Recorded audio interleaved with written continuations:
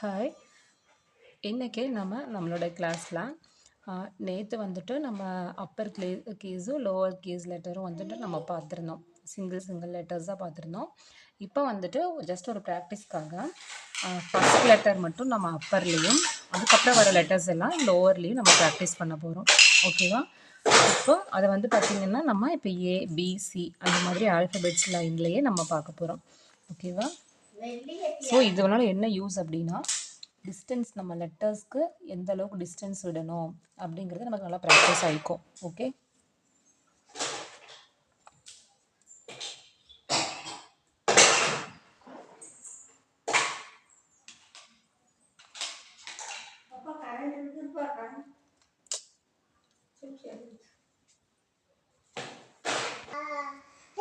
So இப்போ இதில் பார்த்தீங்கன்னா கரெக்டாக ரொம்ப கேப் இல்லாமல் ஈக்குவல் டிஸ்டன்ஸில் எல்லா லெட்டர்ஸுமே இருக்கும். ஸோ இது வந்து ப்ராக்டிஸ் ஆகிக்கும் நமக்கு. அதே போல் இந்த பென் கண்ட்ரோலும் நமக்கு ப்ராக்டிஸ் நல்லா வரும். ஸோ அதனால் நீங்கள் ப்ராக்டிஸ் பண்ணுங்கள். ஓகேவா?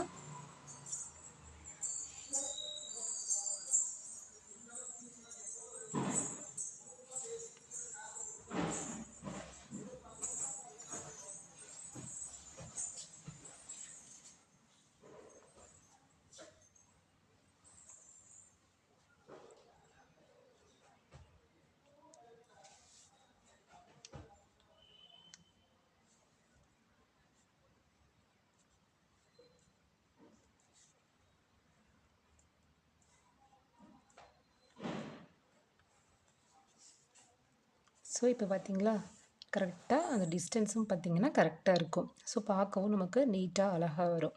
ஸோ இந்த இந்த இந்த மேலே இந்த கீழெல்லாம் பார்த்திங்கன்னா நமக்கு ஈக்குவலாக அந்த லைன் டிஸ்டன்ஸ் வரணும் அப்படின்றதுக்காக தான் நம்ம 4 ரூல் நோட்டில் நம்ம ப்ராக்டிஸ் பண்ணுறது. ஸோ நம்ம ப்ராக்டிஸ் பண்ண என்ன ஆகும்னா, நம்ம லைன்ஸ் இல்லாத நோட்டில் இல்லை சிங்கிள் லைன் நோட்டில் எழுதும்போது நமக்கு வந்து நீட்டாக ஹேண்ட் ரைட்டிங் வர ஆரம்பிச்சிடும். ஓகேவா?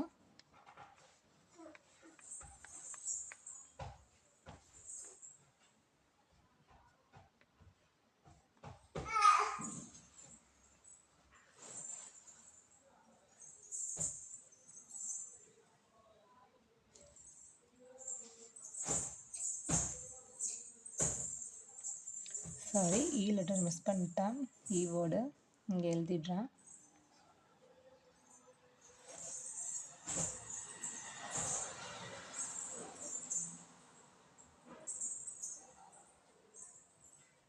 ஓகே,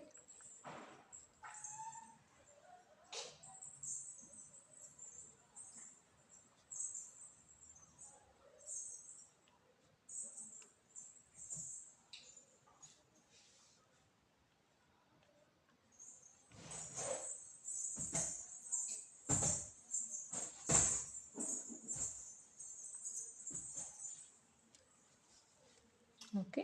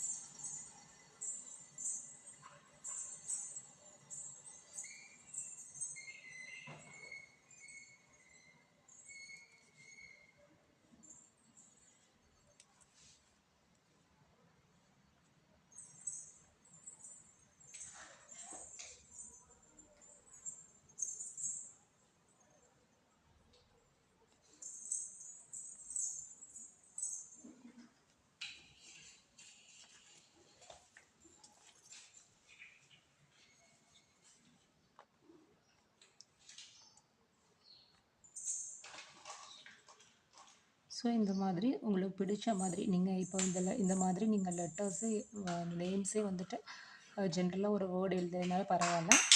நீங்கள் பார்க்குற புக்கில் ஏதாவது குட்டியாக ஸ்டோரி அந்த மாதிரிலாம் இருந்துச்சுன்னா கூட நீங்கள் வந்துட்டு எழுதிட்டு ப்ராக்டிஸ் பண்ணுங்கள்.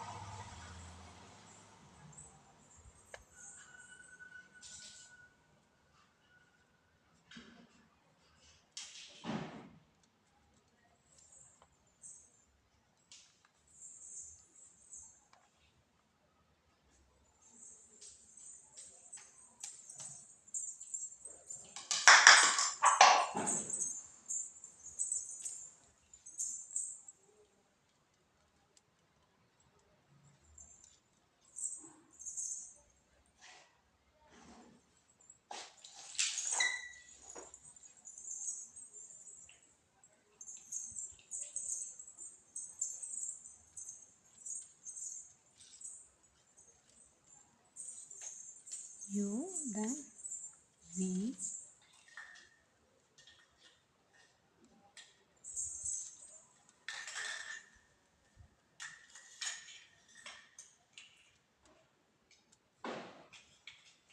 okay, vegetables.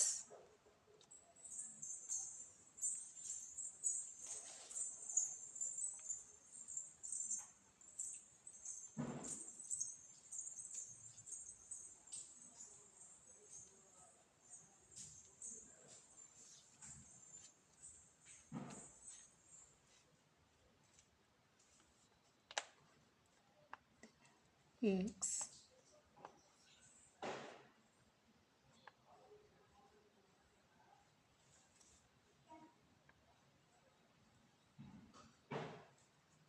Y,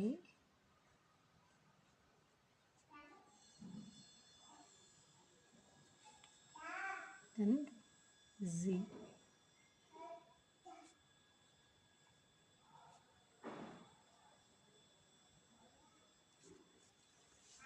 okay. So நல்லா ப்ராக்டிஸ் பண்ணிவிட்டு நீங்கள் குரூப்பில் சென்ட் பண்ணுங்கள். ஓகே.